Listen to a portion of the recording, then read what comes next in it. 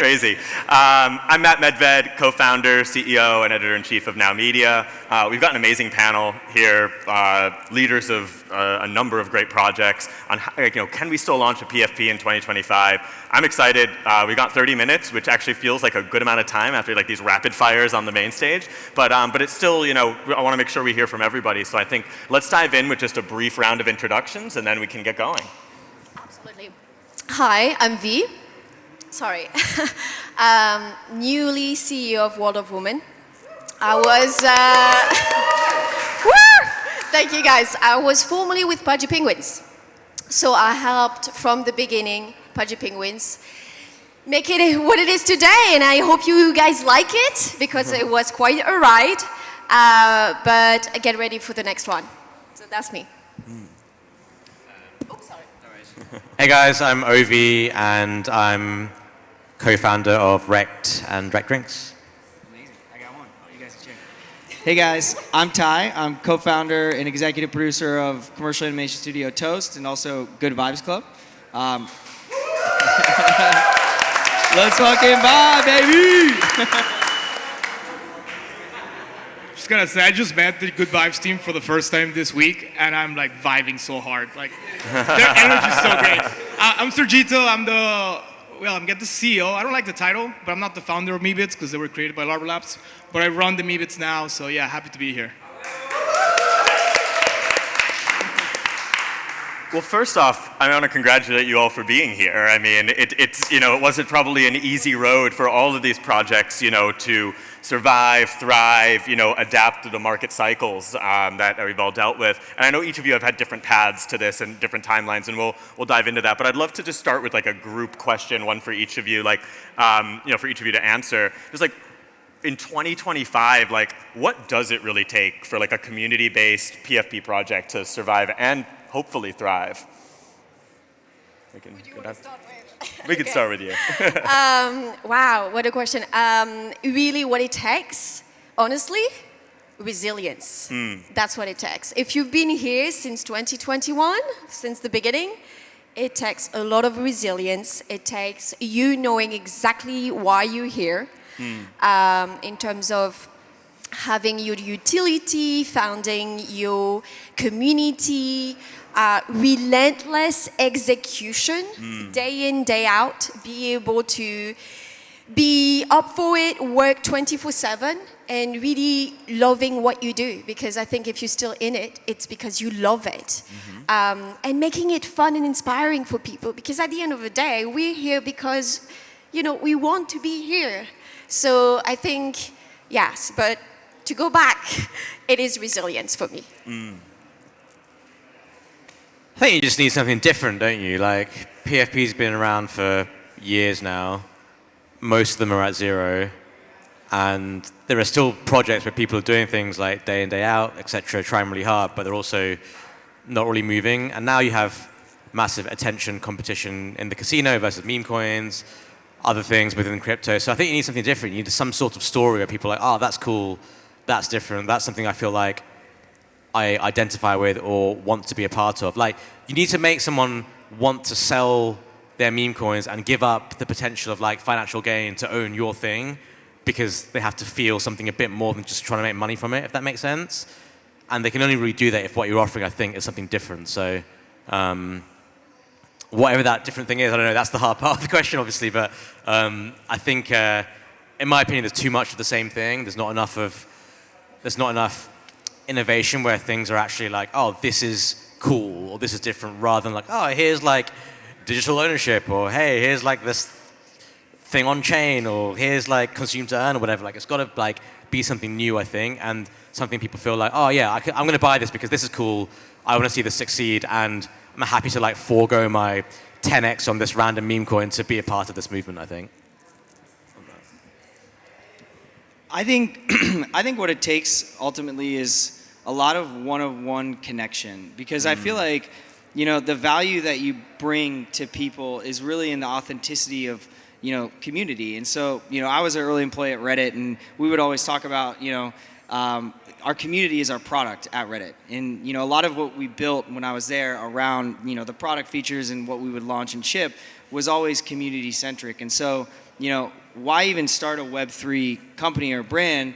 And really the reason in my mind is connection and community. And so if on the foundational level you really understand the power of that, then I think it's really valuable to people to feel a part of something bigger than themselves. And so, for us specifically, like we're not in year one of our business. Like we started our commercial animation studio 6 years ago. And so even thinking about how our business looks from year 1 to year 2 or year 1 to year 4 or even, 3 to year 6 is completely different. And so when you put a real business behind something that is rooted in authentic connection, then I think it's really powerful. And so, especially after years of so much extraction and scam and whatnot, I feel like the market is a little wiser in the sense that, people want something real and authentic. And so I think it's absolutely possible. It's definitely a different climate, a little harder, but in a lot of ways for the better. I'm going to borrow from everybody on the panel, and I think it takes a little bit of what everybody said here. You need resiliency. It's a very cyclical industry. It's a very cyclical market. It's a very fickle sense of community when things start going down.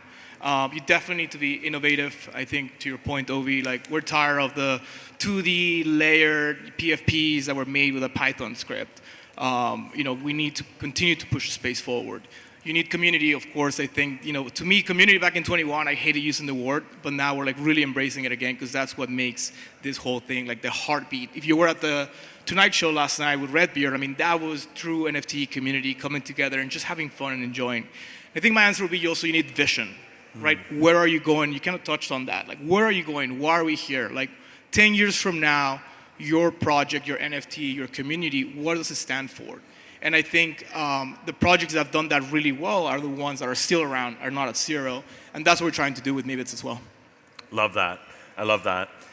One more question for the group before I have a few like kind of individual questions for y'all. But like, one thing I think is really interesting is obviously, when this space, when we really saw the bull run of 2021, so much of PFP projects' revenue models were based on royalties. And obviously we're in a very different climate now.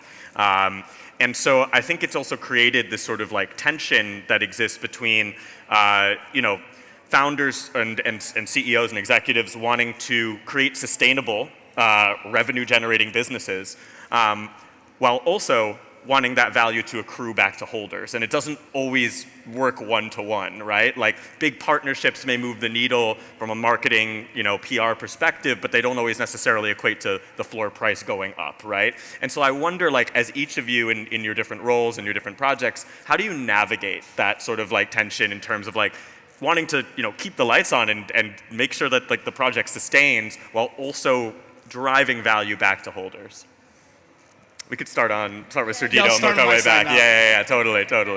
So for us, the way I think of NFT communities projects is more like a sports franchise and their fan bases, right? It's concentric circles of fandom where you have like the equivalent of the season ticket holders are the people that have been in the project, that are very hardcore, they're posting GIFs, and even within that group, you have hierarchy, just like you have in a stadium, right? You have the people that are courtside, sitting next to the Kardashians, and then there's the people that, split the season tickets three-way with their two cousins up in the Bronx. But those are people in the arena. And then from there, you start expanding that circle out to people that might tune in to some games a season, people who might buy the jersey, people who might participate online, and so on, all the way to when, we had the Knicks run this year. People came out of the woodworks to be fans, but they consumed. And so we're using that parallel in that we want to have good on-court performance, and that is doing things for our hardcore holders who are in the arena, while at the same time giving things to people that want to kind of participate, but maybe from a distance, not because they don't like Medved or they don't want to be engaged, but because it's a bunch of 40-year-olds with like 3 kids and a life and a job. They can't be glued to the Discord, and we're going to have different types of ways for them to participate and for us to generate revenue, whether that's merch, whether that's events where there'll be a component where you pay to get a little extra experience and so on, but really taking a lot of lessons from what the sports franchises that have done such a good job of becoming so much of the most valuable IP in the world. I don't think people look at NFL teams or NBA teams as IP, but they're totally at IP, and we're kind of like replicating that model. Dude, 100%. I love that. That's sick.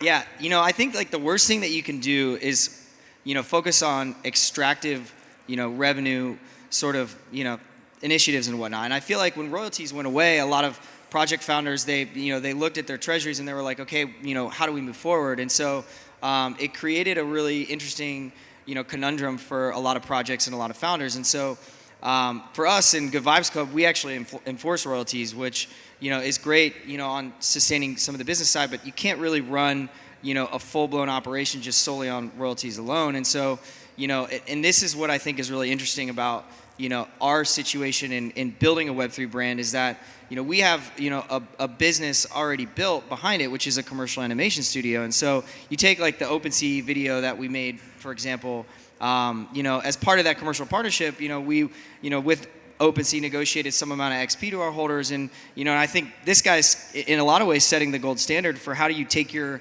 community along for the ride with you. And so if you can align the interests of your community and really create like a revenue model around the brand that is non-extractive, you focus on, for us, commercial animation, merch, physicals and some of the other things, like you're able to build organically in the right way early. For us, like we're a relatively new brand. And so, obviously, Medved has been around for a while. And so like, it's a different sort of, arc, being only 3 months post-mint. But, that sort of like mindset of how do you align incentives with your community and take them along for the ride with you, I think is really important.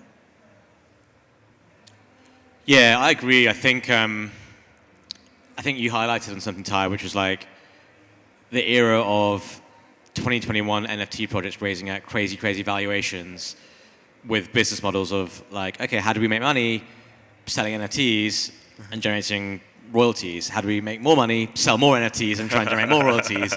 And that obviously kind of works for them. I guess it didn't in the end, but it's really bad for the holders and the community. And then you kind of like convert. You started with this great project where you had a community instead of having consumers, and then you've then just consumerized your community, which is the whole reason why we had the space and we're not supposed to be doing that kind of stuff. So I think putting community first and finding ways to take them along for the ride is the most important thing. For us, the way we've done it is we gifted equity in our company to our NFT holders last year.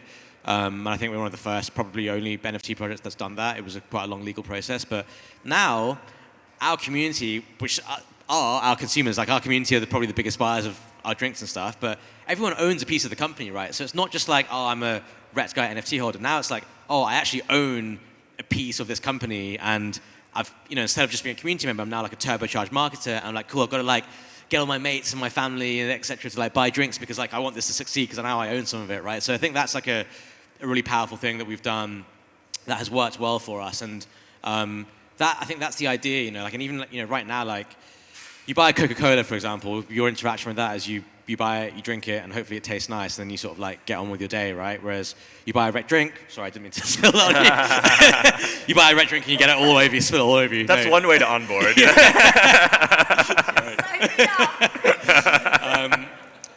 You buy a red drink and then you earn some red coin, and you're showing early support for a startup brand, for a startup drinks brand, and let's say in 5 years' time we do really well, the value of red coin is probably going to be higher, right? So as an early supporter, you've benefited from that.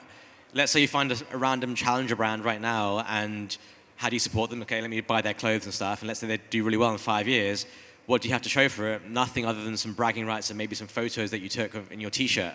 So I think what we're doing is like very unique, and hopefully we see more of it. If we can make it a success case and a good story, I think hopefully we see more of it. Okay, so I'm going to try to wrap it up, so do it a little bit faster. But I agree with everybody. Yes, yes, yes, yes. So let me wrap it up. For me, it is a super interesting question because that's exactly the problem we had in my previous company with Pudgy, and this is the question we were asking ourselves. It's like, okay, we have a great collection. It is a great IP, but how do we make it more than just, an NFT, because we're not going to survive on royalties, right? I mean, we know and we knew that would not be the long-term play. So we found all those, and I was head of BD, so that was a big role of mine. But it was a teamwork, right? Teamwork. So it was a big, problematic. And I think for us, I think we were very successful doing it. But it was always asking yourself, okay, what is the next revenue model we can come up with that has, that is in line with the mission, the brand, and the story we are telling. So to go back to all of you guys' point, it has to be in line, because then it has to be in line and it has to be sustainable. As you said, it can't be just a T-shirt and photos, because that's really nothing. But if you can create something that adds value today and tomorrow and in 5 years and in 10 years to your community, then that's how you grow. And this is also what I'm going to do with WOW, but I'm not going to spoil the surprise. So, yeah. Amazing. Tyler, this panel is called "Can We Still Launch a PFP in 2025?" which is exactly what you did. Yeah. So kudos to that. Let's go, baby! It takes courage, so congrats to you. Oh, thank you so much. And it was really cool to see that, because I mean, obviously Good Vibes Club, like I think it also brought like that good vibes and that energy to the timeline that I think a lot of us were missing from 2021 and the like. But that's easier said than done, right? And also once those vibes come and subside, it's like, okay, now you have a business to run, right? And so I'd love to hear a bit about your decision-making process, and also like why you feel that it succeeded or really resonated at the time that it did. Like why an NFT versus a fungible token or a meme coin community in 2025, and also like what do you think you kind of tapped into to make it kind of succeed and also sustain? Yeah. Okay. Well, first of all, thank you so much for the kind words. That's awesome. Yeah. I mean, it's been wild, because we started working on Good Vibes Club back in 2021. We started our Design Explorer in November 17th of 2021. And so, for us, we wanted, with the collection itself, we wanted to take high-end art at a larger scale. Like over 11,000 different 3D objects in the collection, and pins, patches, hand placed, and all this stuff. And so, at the end of it, we felt like we had made a piece that we're genuinely proud of. But the climate to launch a brand, and really what Good Vibes Club is a lifestyle brand rooted in authentic connection.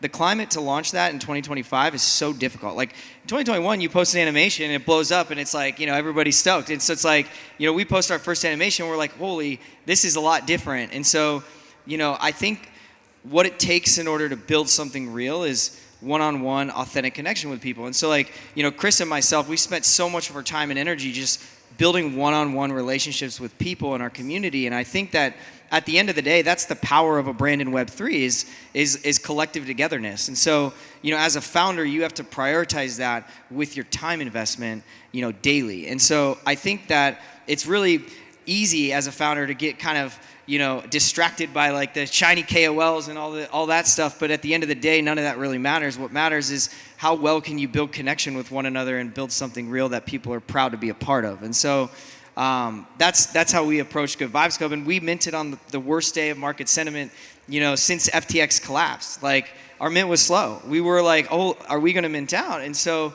I think this whole idea of like celebrating the good in the space and celebrating authentic connection, it resonated with a lot of people who have been here for a while. They've seen, meme coins run up and all this extraction and scam, and everybody's kind of tired of it. And so, to build a brand that's rooted in, like the roots of the space and the culture of, what we all love about it is, that was our vision. And so I think that did tap into something special. No, I love that. Yes, of course. Yeah. Sorry. No. I love it. Don't hate me, It's a good Tyler. panel when panelists talk. Yeah. Go ahead. Don't hate me. I agree with 99% of what you said. The only thing I'm going to challenge is, yes, you have to create something genuine and something people can connect and relate to create, build your community. The only thing I'm going to challenge is your one-on-one connection. Are you saying one-on-one connection with the community as you connecting with the community? Because if you look at it from a 9 years standpoint, a 10 years, a 20 years standpoint, like the idea is to grow the community, right? And obviously the core idea is it has to be genuine. That there's no question about that. Your values, your identity, the story has to be genuine, because if it's not, people are gonna see it. And then you just like self-implode. But the one-on-one, I think it's very challenging.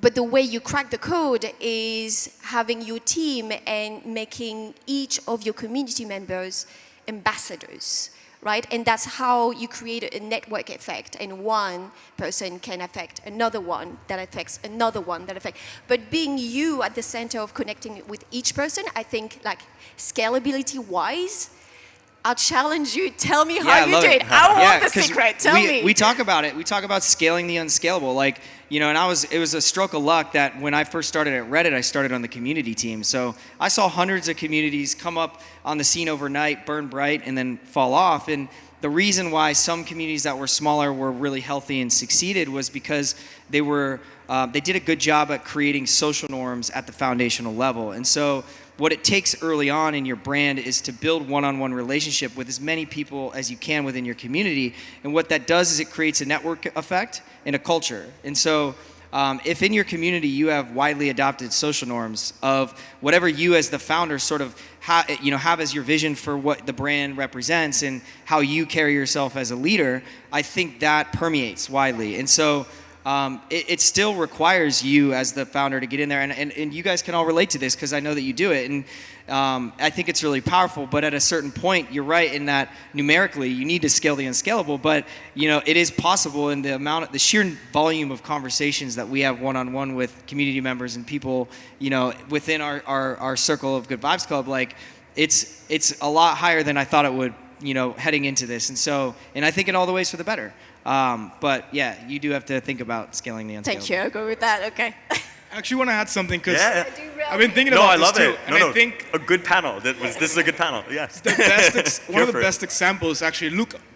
Right? Yeah. Luca obviously is not responding to DMs one-on-one, but he does a couple of things through the year that makes the community feel like they have a one-on-one with him, right? Every single Pudgy event, he's at the door saying hi, shaking everybody's hand as they're coming in. That, I think, is what you were talking about at the scale you're thinking about, where you don't have to be just like, you know, responding to every DM. You will never get your job done. But doing things through the year to connect with people, even if it's just a retweet, Garga, Wiley, they're so good at just doing that one thing where like, oh, Garga followed me. I'm part of the club. I'm never leaving. I'm tattooing a thing. I mean, Ovi's got like 20 people with reg logos tattooed on their bodies, right? And it's I mean, I like it, but yeah. So I think it's a combination of things where It's about touch points. I agree. Yes. Yeah. Having the right touch points at the right moment with the right message to the right audience. Yes. I love that. And I love a good discourse. That's how you know you have a good panel. No, I'm about it. So Sergio, I'm going to go to you next. You know, it's been really interesting, you know, over the past couple months, you know, watching how Yuga has sort of divested a number of its IPs. Obviously, you know, selling Meebits to Meebco, which you're running, CryptoPunk's IP to Node Foundation, and then most recently Moonbirds to Spencer over at Orange Cap Games. I'm curious. I mean, you've been a vocal champion of Meebits, the leading champion, I would say, of Meebits. The only champion, some might say.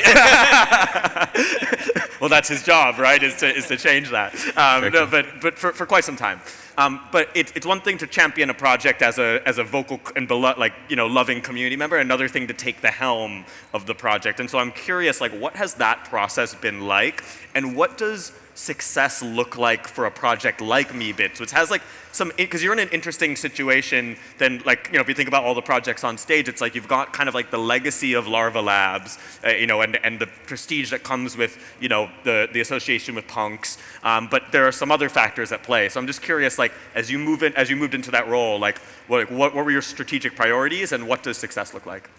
Yeah, so I just have to preach the voxel gospel. That really is the answer. No, I think everything you mentioned, which can be seen as a challenge, is actually our edge. right? So at the end of the day, great art on the panel, but there's only one project under one ETH today that was created by the same guys who have their work in the permanent collections of the Centre Pompidou, the ICA, the Whitney, and many, many, many museums to come, right? And so Medveds are art first and foremost. They're the most ambitious project by Larva Labs, and that's why I championed them from the beginning. It wasn't it's a lot of things. I think they're beautiful. I love the human form. I'm a student of human nature. I love people watching. And so there's a Medved for everybody. It's a super diverse collection. Sometimes hurts us when it comes to like floor stuff because, there's not a lot of certain demographics that you might find on the floor. But I think if we think 10 years, 20 years down the line where like the digital twins are an actual reality and we have either AI agents or ourselves representing us in digital worlds, I think having a Medved and letting the Medved be that representative of yours, just like a punk today is on Twitter or like Discord, is almost the same parallel. So success looks like retelling the Medved story, really getting to the weeds as to how Larva Labs, they're not a 2D PFP with like layers on Python.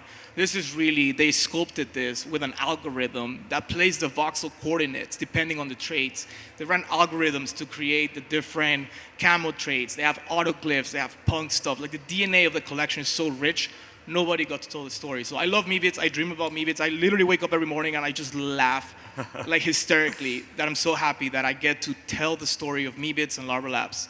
And then just bring the community back. To your point, yeah, we have a lot of holders that minted 300 Medveds. I know a couple of people were like, I minted 300 Medveds, I spent $2 million, I haven't done anything since. And so we have a lot of that, and little by little, just bring them back in and really kind of like, hey, you were excited to pay $10,000 for a piece for 20 Medveds back in 21, where there was no plans. Well, Larva Labs said, this is for the community, go do something with it, and you didn't have a plan to do that yourself.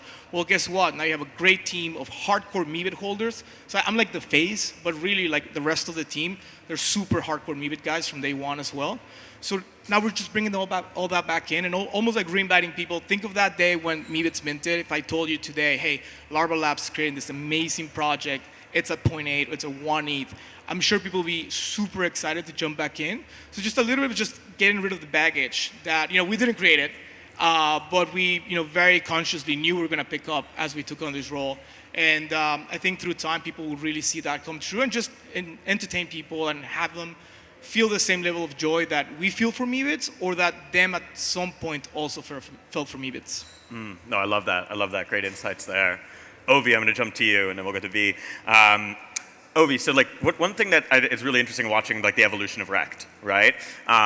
From the Rect Guy PFP and the memes and your own artwork to like launching CPG, like a drink brand. That's not an easy undertaking, and you've been successful with it. More than 220,000 drinks of the most recent Abstract Apple collab, like selling within hours.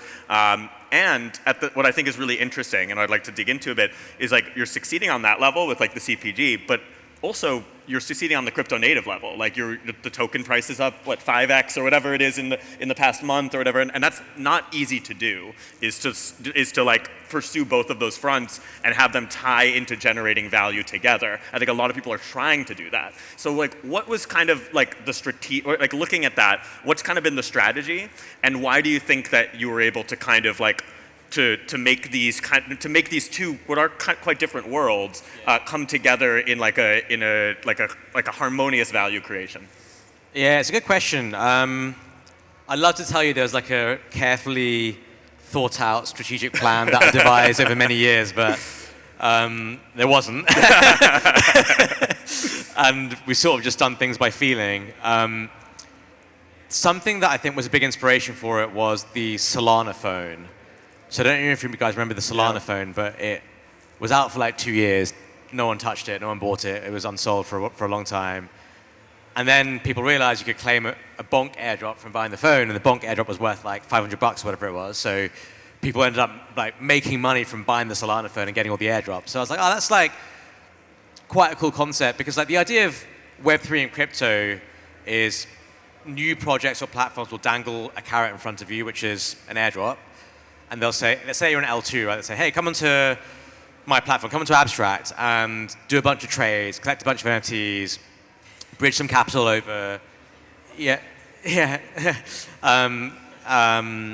And in doing that, like, we're boosting our numbers because we have more users, we have more TVL, we have more activity, and in return for your consumption, I guess, we give you an airdrop and you make money from it. Like, that's generally how Web3's work. You get incentivized for on-chain activity. So I was like, okay, we want to make Rex like some brand, and we want to have some like real-world good stuff, but like, who's going to buy drinks or who's going to buy T-shirts? It's not going to. How do we like really like turbocharge it? And I was like, well, why don't we use this idea of like the airdrop thing and dangling that carrot, but incentivizing on-chain activity, let's incentivize off-chain activity and something that's actually very traditional and has been around for centuries. And that's kind of like the idea we had for getting these drinks going. And we actually thought about doing drinks before we even thought about having a Ret coin or anything like that. We just were like, what should we do? Let's just make a drink because like the guy's holding a drink and it'll be kind of like fun to fuck around and find out, basically, just to, for lack of a better term. And then, we're like, meme coins took off. It's like, should we have a Ret meme coin? How would we distribute it? Or what about like applying it to the drinks? And that's kind of like how we fell on that path. But honestly, like the whole thing was very experimental. And right up until our first drinks launch, which was October last year, we had no idea if it was going to work. It was just like a crazy idea in my head, and we'd spent many months like putting it all together. And man, let me tell you, like CPG is not an easy world. Like you're so used to instant gratification, whether you're clicking a button, trade. I'm like calling some random guy up in Scotland who only has a landline phone number, saying, hey, like, what's going on with these drinks? Doesn't check his emails. Like, it's a very slow-moving world. So there's been a lot of growing pains there, but I think we're through that now. But that's generally kind of like how we fell onto what we're doing now. So there wasn't like hey, here's this great idea. We just had different inspirations that I think kind of like brought us to where we are now. Yeah, no, I love that. I love that. V, I think we'll be wrapping the panel with this question. Well, first off, congratulations on the new role at World of Women. Thank you. Give it up for V. Whoop, whoop. Very exciting. So, you're very new in the role. And so you're entering, a PFP project, a community that is also like based on values and empowerment, and that has been around, since the bull run of 21. And I'm curious, like, as you go from your role at Pudgy, into this new role, like, what's top of mind? Like, what sort of like what strategies do you want to pursue? What do you think it takes to take a brand that is beloved by its community, but also probably needs to figure out what its revenue models and business development and strategic trajectory looks like? Well, I can't tell you my master plan yet, Sure. because this is going to come a little bit later to the community. But I can tell you the mission I have in mind for WoW. Because as you said, yes, coming from Pudgy to WoW there are two very successful collections, OG collections, but they're very different in what they are achieving. So it was a very interesting challenge for me. And that's why I'm super excited about it. For me, really, having been in the space for so long since the beginning, the one thing that I was seeing and that I still see actually today is people are so focused on utility. Like, I see founders and leaders in the space just only looking at that. And that's really the end all and be all for them. And for me, that's kind of a mistake. It's not kind, it is a mistake, because people do not fall in love with the utility. They fall in love with values, identities, and the emotional bond you create with them. And I think that's why we all use, our iPhones as a camera and not a Kodak camera, and Telegram now and not MSN Messenger. Because again, if you only focus on utility, you make yourself replaceable. So that was a big thing that I kept in mind, right, when I was looking at WoW. And the other thing that I was asking myself, and for me that's really like cracking the code of this space and bringing in the next generation of NFT, is what is next? Like, yes, we started as a community and that is great, but what is next? And for me, what is next is family. Because community is great, like you find a group of people you associate with, that's great. But having a support system that helps you stretch, risk, grow, that is what makes you, become the best version of yourself. That makes you invincible. That makes us, as an industry, unstoppable. So for me, when I look at, wow, really what I want to do with it is I'm going to make it the engine that will help people find their dream, and the fuel that will help us or give them the courage to chase it. It's as simple as that, and it's really basic when you think about it, right?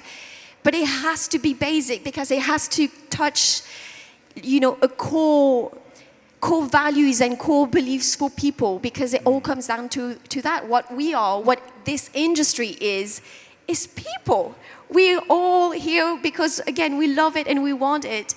And so you have to think about it as, okay, how do I make people want to be part of this? How do I actually add concrete value to their lives beyond products, beyond just a tangible thing that they can use and replace?